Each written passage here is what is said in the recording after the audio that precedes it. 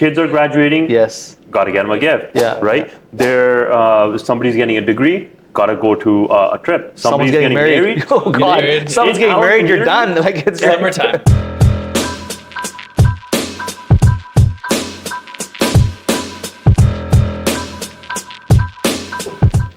With my clients, whenever they're selling a property and purchasing a new one, I'm always telling them to have at least $50,000 to $100,000 in their bank account. Right. If they're variable. So if there's any additional payments, they can just use that money. Correct. Now, what ends up happening is they'll take the advice, except they'll go on vacation or they'll buy a new truck. Yeah. Right? Kids are graduating. Yes. Got to get them a gift. Yeah. Right? Somebody's getting a degree. Got to go to a trip. Someone's getting married. Oh God. Someone's getting married. You're done. Like it's summertime.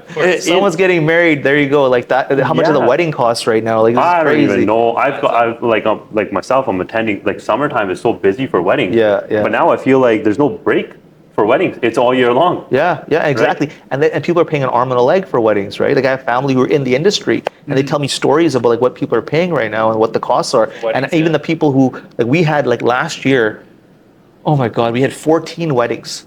14 weddings we attended, and these were all close, like first cousins between my wife's side and my side, and ridiculous, right? And the amount of costs and the grandeur of these weddings that were happening, like it's just like people are putting themselves in a position where how are they going to pay for this? Like where is this money coming from, right? Yeah. Are you finding that a lot of people are going into debt for these weddings? My understanding of the Indian community is that we're really good at hoarding money for expenses, and the fact that in the average brown Indian family, there's 6 incomes in like a household. So to me, that's not always the case, though. I have to disagree with that. Not always the case for sure, but I see that more in the Indian community than like Western. Yeah. Right? Well, I mean, I just see that. You think about it, like a family who has multiple children that they have to marry off and have like, 1, 2, 3 children getting married in a matter of like a few years. And just thinking the average cost of a wedding just on your side, one side is like $100,000, right? $75,000 to $100,000. Like that is scary. So where's the money coming from? I don't think there's money under the mattress sitting there like for that. It's probably you're definitely losing your line of credit. You're definitely remortgaging, or you may have to start thinking about saving, or like buying that investment property, right? Where they can just let it sit there for the next 5-10 years, and then I'll give you kind of an insight, and then I guess I am actually looking for your opinion on this. So I have friends. I'm 30. I have friends around my age group. They live with their parents. So there's two. I'm just thinking of one family right now, but there's 2 of them. Both earning income, six-figure incomes, and they're all living with their parents. Right. So that household income, when you add in their parents and then the 2 kids, is probably $400 or something like that. So I can see a scenario where you can prep for that expense, but maybe you have a different insight, because that's what I'm seeing. I'm seeing everyone in my age group, 30, 92, 90, 91, 93. If you're born in that range, you're still living with your parents. Yeah, which I think is a huge advantage. I agree with you, because I do see that as well. I mean, if you have that family support and you have the families who are able to, combine the incomes and work towards that, right?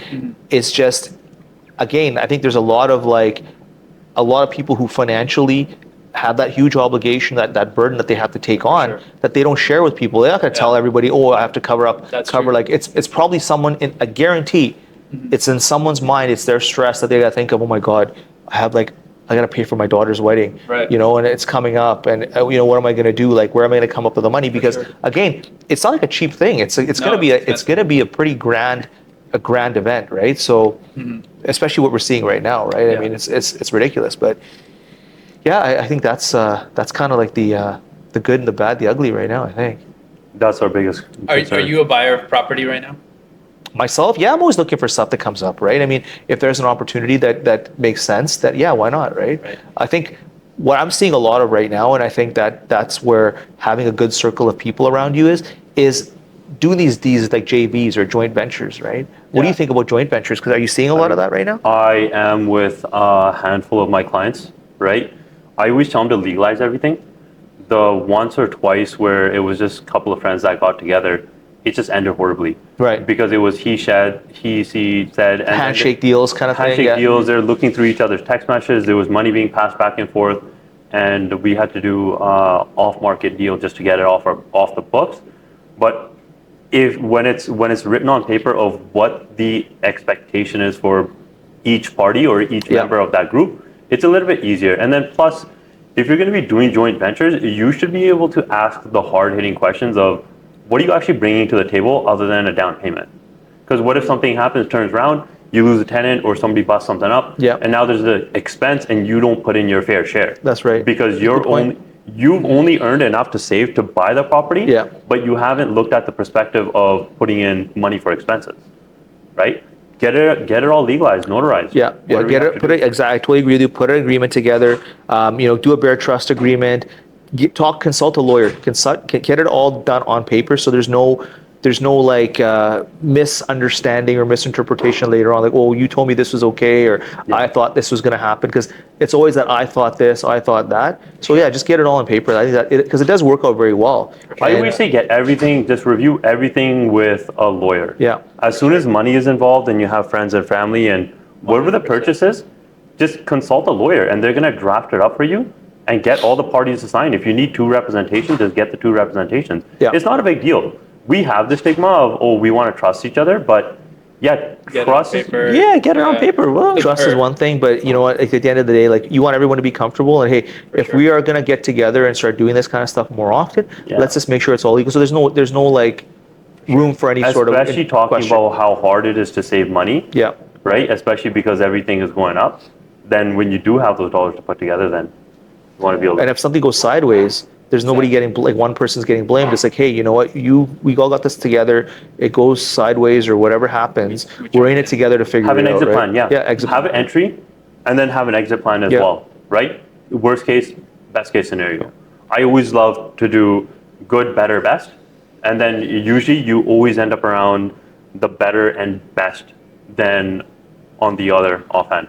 I guess that's the worst part of it, but I guess from the good part of it, I mean, if you have limited down payment or limited ability to buy this property on your own, it's nice to go in, okay, hey, we'll go in this together. I'll put 50 grand or 30 grand or 100, whatever I have, and that I get a share of that, and I get a share of whatever the profit is in the end. That's a great way to get in there. Money. Yeah, get in the market that way, right? So that's what I'm seeing a lot of right now. Cool.